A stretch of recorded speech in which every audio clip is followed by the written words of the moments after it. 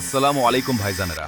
আপনারা সবাই জানেন ফাউন্টেক বিগত 18 বছর যাবৎ খুবই সুনামের সাথে ইন্ডাস্ট্রিয়াল ফ্লোরিং এর কাজ করে যাচ্ছে, যেমন PU flooring, epoxy flooring, 3D epoxy flooring, floor হার্ডনিং।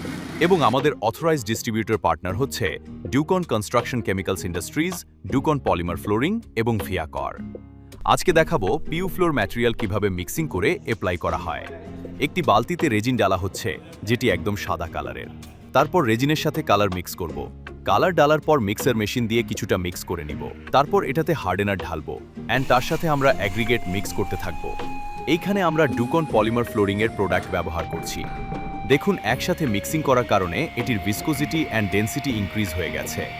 এখানে দেখতে পাচ্ছেন ফ্লোরে অলরেডি ফার্স্ট কোট দেয়া হয়েছে। এখন মিক্স করা ফাইনাল মেটেরিয়ালটা এখন আমরা ফ্লোরে ঢেলে দিব। দেখুন, আমাদের দক্ষ অ্যাপ্লিকেটর টিম ফ্লোরে পিউ মেটেরিয়ালটি সমানভাবে ছড়িয়ে দিচ্ছে।